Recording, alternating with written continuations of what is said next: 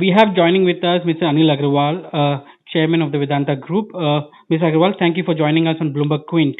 To begin with, can you just take us through voting which just ended for Kane India? Yeah, I'm very happy the merger has approved by great majority of shareholder of all companies. It's three-fourths of the three-fourths of the majority has voted for the merger. Mhm. And because the shareholder has seen a value in the merger proposal. Mhm. Sir, now that the merger has been approved by both the shareholders of Vedanta Limited and Kane India, what is the timeline here for the merger? Yeah, I think this financial year, before this financial year, this will be complete.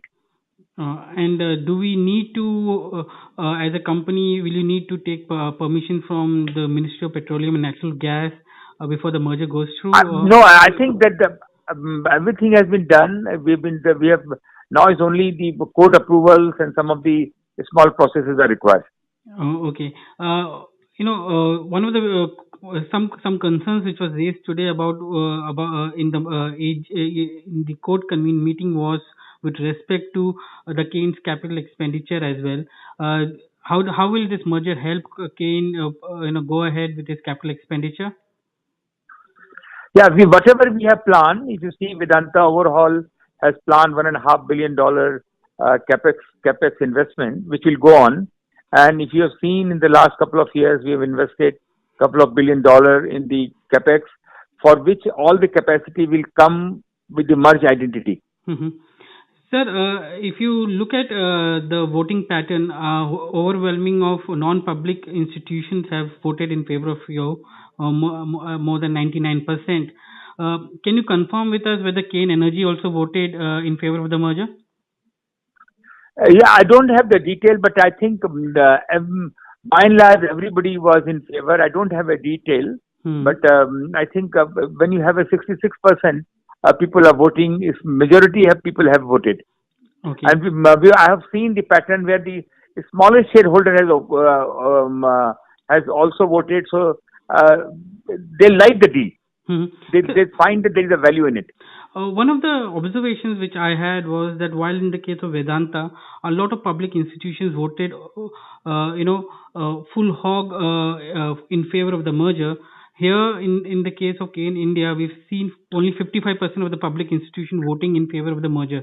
Maybe many of them wanted to see Kane India as a standalone oil and gas company. What is your view on that voting pattern? Yeah, now the majority 66% has voted, so it's put aside. No, it's put aside that the smallest shareholder or this move on. I'm not gone in detail, Mhm. but whatever was necessary, more than that has come in. So Mhm. it has served the purpose. Uh, Now that you will be a full-fledged resources company ranging from aluminum, copper, zinc to oil and gas, I just want your opinion on how the aluminum and copper cycle is looking for the consolidated entity. Yeah, this is a very important metal in the world. Aluminium is little bit slow, but I look at the future demand. Tremendous. India only produced 3 million ton, and I'm going forward.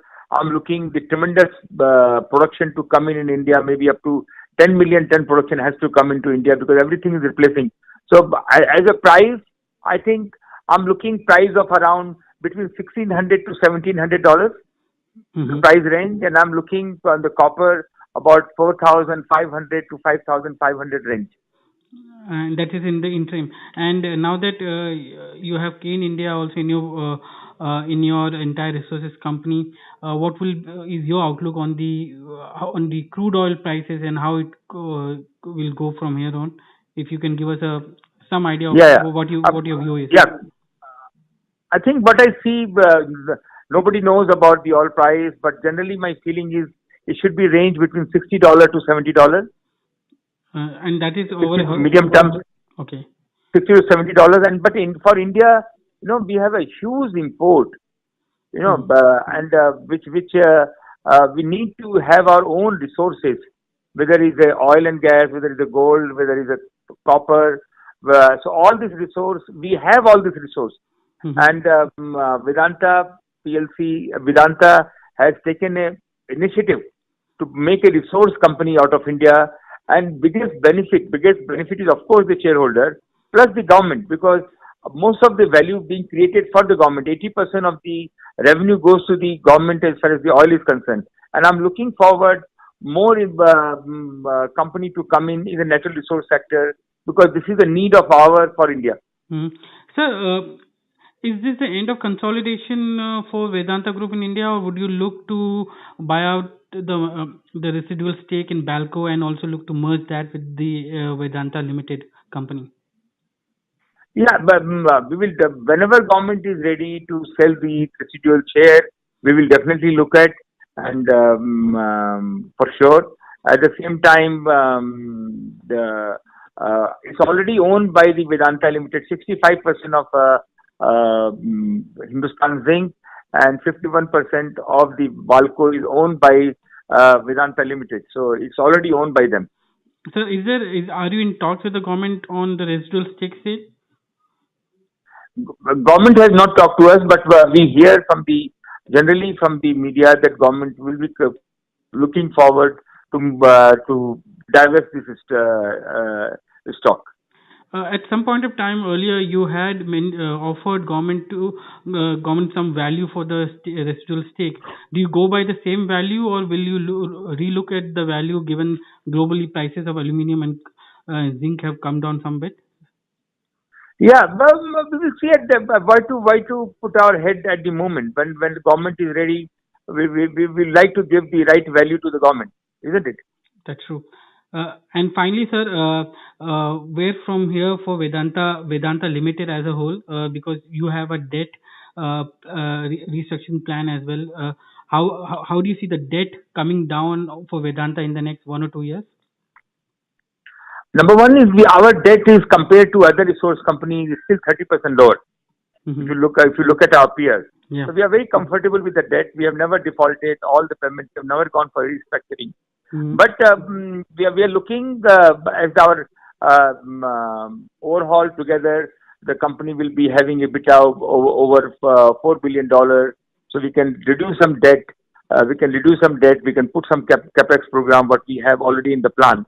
So Mm-hmm. that's how we'll be looking. And is there a target to the amount of debt you are planning to reduce in the next 1 or 2 years? We have not looked at, but probably between $1 to $2 billion as an overhaul. Okay. Ms. Anil Agarwal, thank you very much for joining us on Bloomberg Quint. Thank you.